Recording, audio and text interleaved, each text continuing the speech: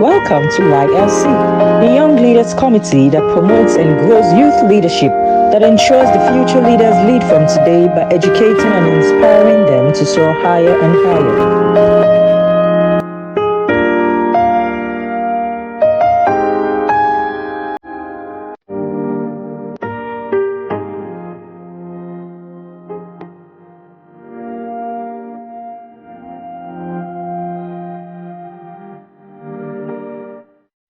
Welcome to YLC, the Young Leaders Committee, the platform that educates, enlightens, inspires, and works young people into leadership from their youth.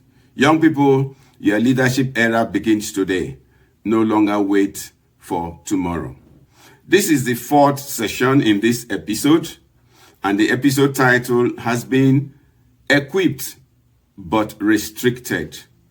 And in this fourth session, we want to look at restriction and employment terms or terms of employment. To be equipped is vital to excellence in performance. However, the equipped worker who works where the terms and conditions of service are appreciable and accepted has greater chances of excelling at work. It is usual and expected of every organization to have its terms and conditions of service. Ideally, this should be subject to regular reviews so as to be up to date and remain acceptable to workers, yet promoting the profitability of the organization. Certain bigger establishments have oppressive terms and conditions, while some others are more worker-friendly. Look before you leap. The conditions of employment are the rules, requirements, and policies an employer and employee agree to abide by during the employee's service to the company. They spell out the rights and obligations of each party. Conditions of employment are also known as terms of employment. Terms of employment are the specific conditions that govern the employment relationship between an employer and employees. They are a mutual agreement that both parties can utilize to avoid misunderstandings in the future.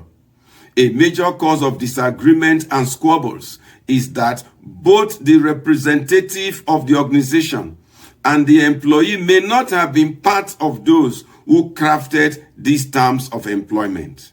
As a result, misinterpretations and even misapplication of the terms of employment have been a challenge or cause of restriction.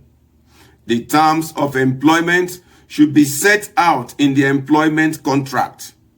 For example, many contracts contain a description of job duties.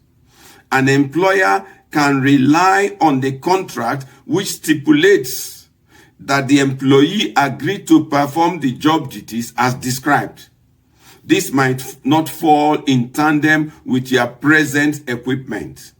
It might consequently restrict your performance.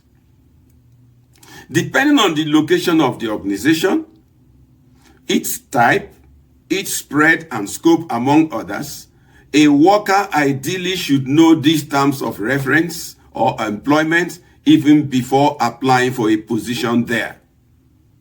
But where job opportunities are in high demand, many prospective workers push for employment wherever without a diligent inquisition into their terms of and conditions. Without a diligent inquisition into their terms and conditions. As is well known, it's usually not easy or ethical to adjust the goalposts after the match has commenced. Oftentimes, it's medicine after death. Workers are hereby advised to cross-check what the terms are wherever they are interested in seeking employment. Added to this are habits and attitudes of management and other staff in the organizations. The restrictions you may face may not be really formal that is as by company's policy, but by the attitude of management or a supervisor. At other times, it could be formal, and you have to grapple with the policies, terms, and conditions of how to resettle a worker from training or how to begin to use an equipment for work after it's been supplied. Working conditions are issues related to working hours, pay, rest schedules, mental and physical demands of tasks that an employee has to accomplish. It refers to the working environment and aspects of an employer's terms and conditions of employment. There could be 3 types of terms of employment. I want to touch them very briefly. 1. Express terms. Express terms of employment refer to the terms agreed upon by the employer and the specific employee. This could be written down in the employment contract or verbally agreed upon. 2. Implied terms. These are not communicated or written down between the employer and employee, but are reasonably expected by the parties. And the third one, statutory terms.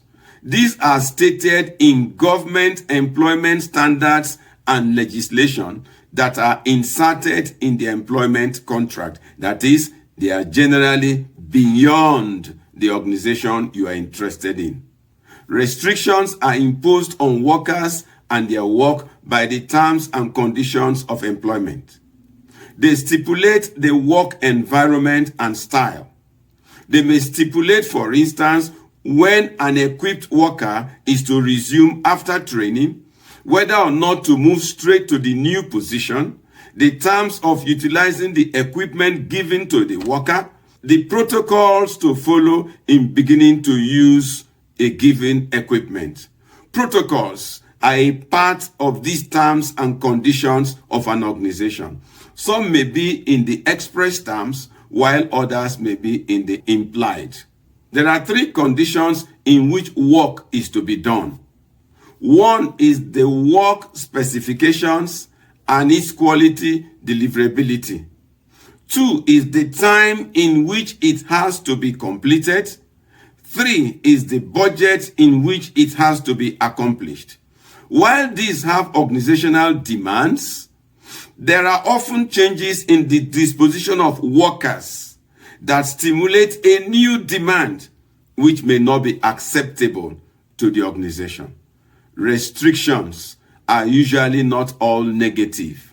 While some are in the favor of the organization, others are in the favor of the worker.